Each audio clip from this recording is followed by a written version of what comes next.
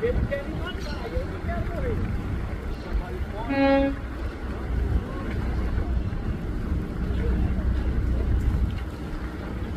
Os caras fizeram assim.